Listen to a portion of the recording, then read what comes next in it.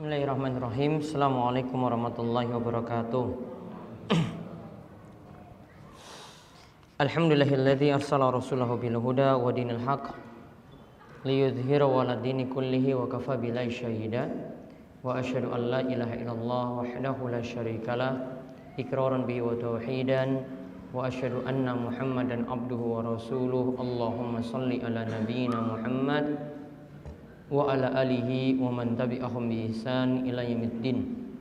Allahumma anfa'na bima 'allamtana wa 'allimna ma yanfa'una wa zidna ilma. Alhamdulillah, Bapak Ibu, para jamaah sekalian yang semoga senantiasa dirahmati dan diberkahi oleh Allah Subhanahu wa taala. Di kesempatan sore hari ini kita dimudahkan kembali oleh Allah Subhanahu wa taala untuk berada dalam majelis yang mulia ini untuk mengkaji bahasan-bahasan penting dalam agama kita. Kita konsen membahas hadis-hadis. Kali ini kita sampai pada hadis yang membicarakan tentang masalah zakat dari kitab Bulughul Maram karya Ibnu Hajar Al-Asqalani. Kita lihat sekarang hadis yang membicarakan tentang hukuman bagi orang yang enggan membayar zakat, yaitu hadisnya dari Bahz bin Hakim. Kalau di penomoran dari kitab terjemahan kami nomor 627. Dari Bahz bin Hakim, dari bapaknya, dari kakeknya radhiyallahu anhum. Ia berkata bahwasanya Rasulullah sallallahu alaihi wasallam mengatakan fi kulli sa'imati ibilin, mengatakan untuk setiap unta yang digembalakan secara gratis. Jadi ada sa'imah yang kemarin kita bahas. Apa pengertian sa'imah kemarin? Apa pengertian sa'imah? Hewan ternak yang digembalakan di rumput yang cuma-cuma, artinya tidak ada kompensasi untuk membayar rumput-rumput tersebut. Jadi dibiarkan hewan tersebut pergi ke padang rumput, kemudian dia memanfaatkan rumput tadi tanpa memungut biaya sama sekali. Yang punya ternak tidak ditarik biaya sama sekali. Itu sa'imah. Maka setiap hewan ternak yang digembalakan, yaitu setiap unta yang digembalakan, dikatakan fi arba'ina bintu labun. Setiap kelipatan 40 ada satu bintu labun. Bintu labun kemarin apa? Unta yang berumur berapa tahun? Unta yang berumur 2 tahun jalan ke tahun ketiga. Unta yang sudah berumur 2 tahun jalan tahun ketiga. Kemarin yang setiap kali kelipatan 40 itu ketika jumlah berapa? Unta yang kena nisab jumlah berapa ekor? Unta yang kena zakat mulai dari berapa ekor? Unta yang kena zakat 5. Hitungannya 5 sampai berapa? 9. Terus setelah itu hitungannya lagi 10 sampai 14. Setelah itu 14 sampai setelah itu 15 sampai 19. Setelah itu 20 sampai 24. Terus 25 sampai 29. Terus 30 sampai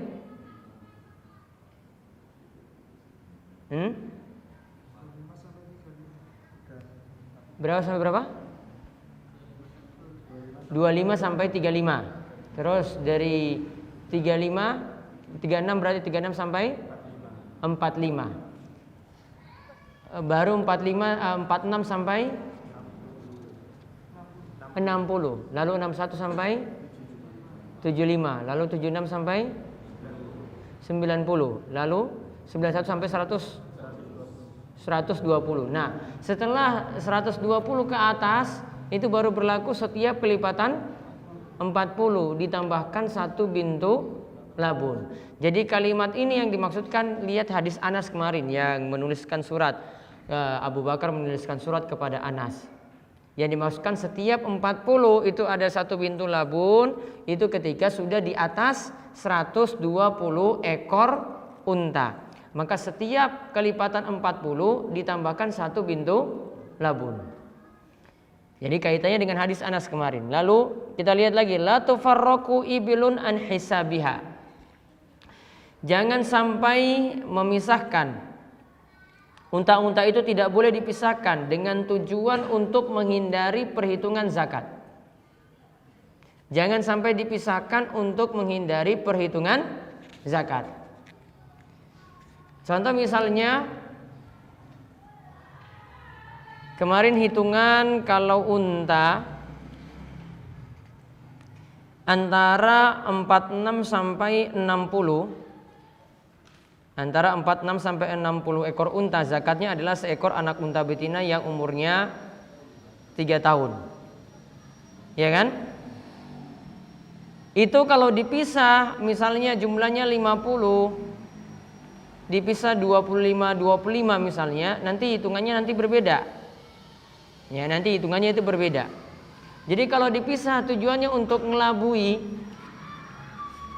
jumlahnya itu sekian, kemudian dipisah supaya tidak kena zakat atau zakatnya itu berkurang, maka di sini dikatakan hal itu tidak dibolehkan. Ini termasuk pengelabuan dalam hal menunaikan zakat. Lalu dikatakan lagi, man a'taha mu'tajiran biha falahu ajruha. Siapa yang mengeluarkan zakat tujuannya cari pahala, maka dia akan mendapatkan pahala. Wa man mana'aha fa inna akhidhuha wa syatra malihi. Namun siapa yang enggan menunaikan zakat, maka akan ditarik zakat pada dirinya, akan ditarik zakat dari hartanya, ditambah separuh hartanya sebagai hukuman akan diambil. Lalu azmatan min azamati Rabbina, itu adalah ketentuan atau perintah yang pasti dari Rabb kita. La yahilu li ali Muhammad minha syai'un. Tidak boleh bagi keluarga Muhammad untuk mendapat bagian zakat. Tidak boleh bagi keluarga Muhammad untuk mendapatkan bagian zakat. Nah, sekarang faedah yang bisa kita ambil dari hadis nomor 627 ini. Yang pertama itu tentang ketentuan zakat unta. Namun lihat penjelasan lengkapnya kemarin pada hadis Anas ketika membahas bahasan rincinya. Kemudian faedah yang kedua, tidak boleh melakukan pengelabuan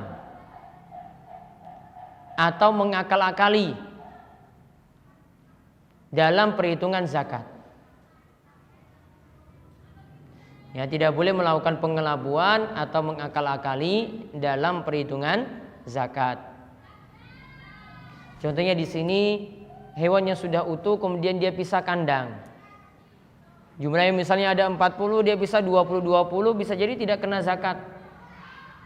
Kalau kemarin kambing itu kena zakatnya berapa ekor dulu? Nisabnya berapa kalau kambing? 40. Dia pisahkan 20. Sudah sampai 40. Agar tidak kena zakat, dia taruh pertama di rumahnya 20, dia taruh lagi di rumah saudaranya mungkin 20. Akhirnya tidak kena zakat sama sekali. Berarti kan sengaja memisah supaya tidak dikenai zakat. Tidak boleh melakukan pengelabuan semacam ini. Sama seperti kita punya harta yang sudah kena nisab. Ada yang punya 20 juta rupiah atau 40 juta rupiah. Kemudian ketika waktu pengeluaran zakat, dia sengaja saya langsung saja manfaatkan uang ini untuk habiskanlah untuk beli motor 2, 3 gitu. Akhirnya tidak kena zakat sama sekali karena sudah dipakai. Maka seperti ini termasuk bentuk pengelabuan. Ini dihukumi seperti orang yang enggan bayar zakat. Kemudian faedah yang ketiga,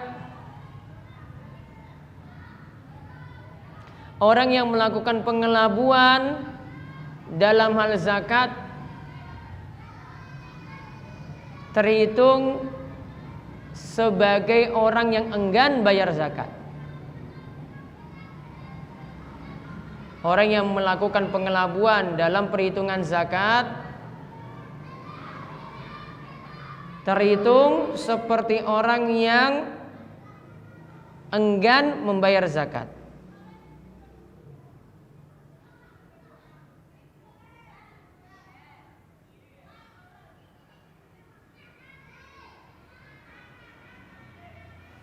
Kemudian faedah yang keempat,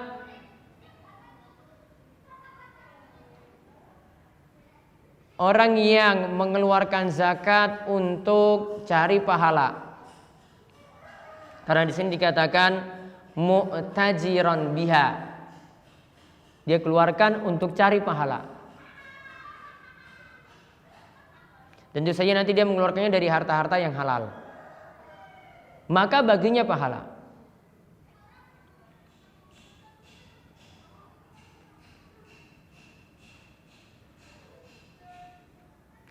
Kemudian faedah berikutnya lagi, siapa yang enggan membayar zakat maka termasuk dosa besar. Siapa yang enggan bayar zakat maka termasuk dosa besar.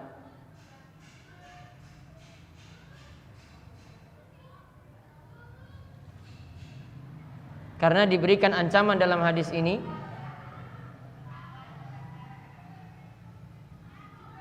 dan zakat merupakan bagian dari rukun Islam. Berarti kalau enggan bayar zakat berarti menghancurkan rukun-rukun Islam yang ada. Maka dikatakan tadi dosa besar.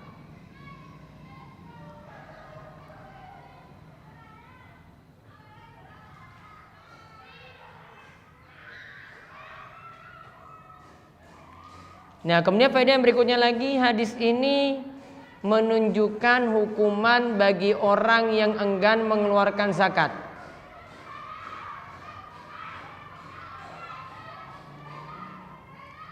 Hukuman bagi orang yang enggan membayar zakat.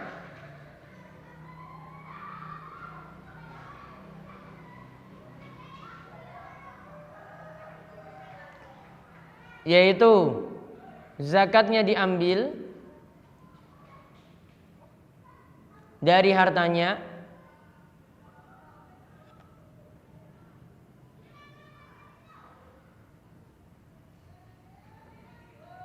lalu ditambah dengan hukuman mengeluarkan separuh hartanya.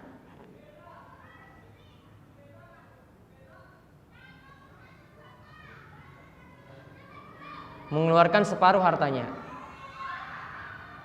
Jadi misalnya zakatnya kan 2,5%, maka zakat ini diambil dulu.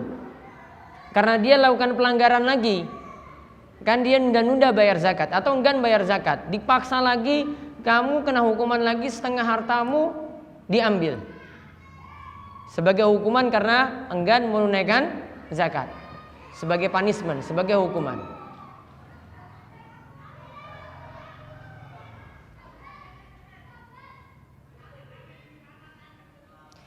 Lalu faedah yang terakhir dari hadis ini,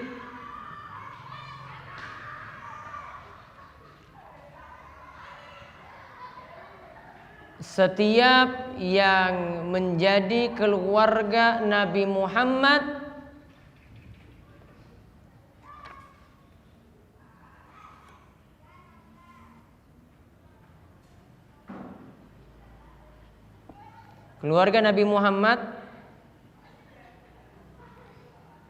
tidak boleh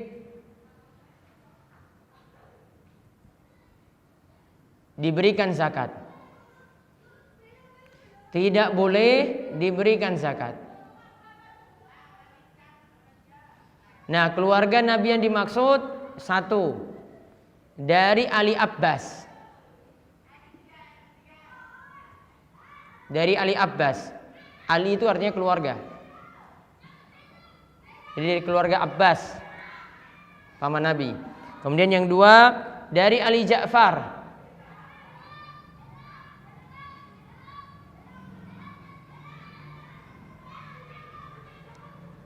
Yang ketiga, dari Ali Uqail. ukail, ukoil.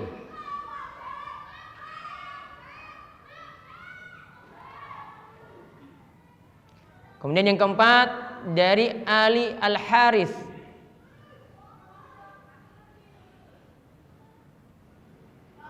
Nah semuanya tadi ada berapa tadi? 4. Ini keturunan Abdul Muthalib.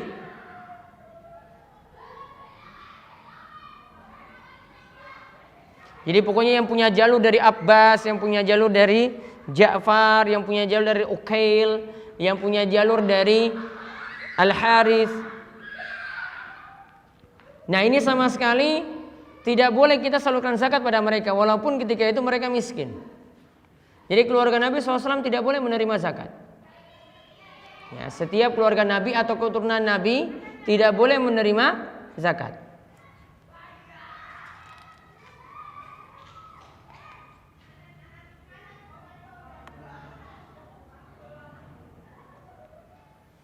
Nah kemudian kita baca sedikit saja kalimat hadis berikut. Yang hadis yang berikutnya 628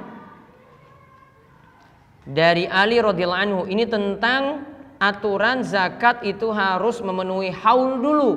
Kalau kemarin yang kita bahas itu zakat memenuhi nisab, kadar minimal. Kalau sudah mencapai kadar itu maka kena zakat. Kalau ini kita sebut dengan syarat berikutnya lagi haul. Artinya harta tersebut sudah bertahan selama 1 haul, 1 tahun hijri. 1 tahun hijriyah barulah harta tersebut kena zakat. Dari Ali radhiyallahu anhu ia berkata bahwasanya Rasulullah sallallahu alaihi wasallam, "Idza kanat laka mi'ata dirhamin wa ala 'alaihal haul fa fiha 5 darahim." Rasulullah SAW itu mengatakan apabila kalian memiliki 200 dirham. Ingat dirham itu dari perak, mata uang perak. Jika kalian memiliki 200 dirham lalu telah melewati 1 haul, maka diambil dari 200 tadi, ambil 5 dirham. Dari 200 ambil 5 dirham. Jadi seperberapanya? Dari 200 kita ambil 5. Seperberapanya berarti? Dari 200. Seperberapanya? 1/40 atau 2,5%. Lalu lihat lagi kalimat berikut. Walaysa 'alaika syai'un hatta yakuna laka 20 dinaran. Kalau untuk dinar barulah kena zakat kalau telah mencapai 20 dinar. Dinar itu mata uang emas. Kalau dirham tadi mata uang apa? Perak. Kalau dinar mata uang emas. Kalau dirham mencapai dulu 200 dirham baru kena zakat. Kalau dinar mencapai dulu 20 dinar baru kena zakat. Lalu dikatakan wahala 'alaihal haul. Lalu sudah melewati masa 1 haul, 1 tahun hijriyah. Fa fiha nisfu dinar. Dari 20 dinar yang kena zakat setengah dinarnya. Berarti seperberapanya? Seperberapanya dari 20 dinar? 1/40 juga. Jadi 1/40 kali 20 dinar dapatnya separuh dinar. Ya kan? 1/40 dari 20 dinar dapatnya setengah dinar atau separuh dinar. Nah, dari sini lalu dikatakan famazada fahisabi dzalika. Yang lebih daripada itu ya hitungannya seperti tadi, berarti semuanya pakai 1/40. Walaysa fi malin zakatun hatta yahula alaihil haul. Dan harta itu baru kena zakat kalau telah mengalami haul, bertahan selama 1 tahun hijriyah. Nah, kesimpulan pentingnya dari hadis ini, nanti pembahasan lengkapnya pekan depan. Hadis ini menunjukkan ada 2 syarat pokok harta itu kena zakat. Ada 2 syarat pokok harta itu kena zakat. Yang pertama, telah mencapai nisab. Nisab dinar tadi berapa? Nisab dinar 20. Kalau dirham 200. Berarti kalau di bawah 20 dinar tidak kena zakat, di bawah 200 dirham tidak kena zakat. Syarat yang kedua, harta tersebut bertahan selama 1 tahun hijriyah. Atau disebut dengan apa tadi istilahnya? Haul. Harta tersebut bertahan selama 1 tahun hijriyah atau disebut dengan haul. Wallahu a'lam bishawab. Nanti insyaallah kita akan bahas pada pertemuan pekan berikutnya. Itu saja kita cukupkan. Subhanakallahumma wa bihamdika asyhadu an la ilaha illa anta astaghfiruka wa atubu ilaik. Assalamualaikum warahmatullahi wabarakatuh.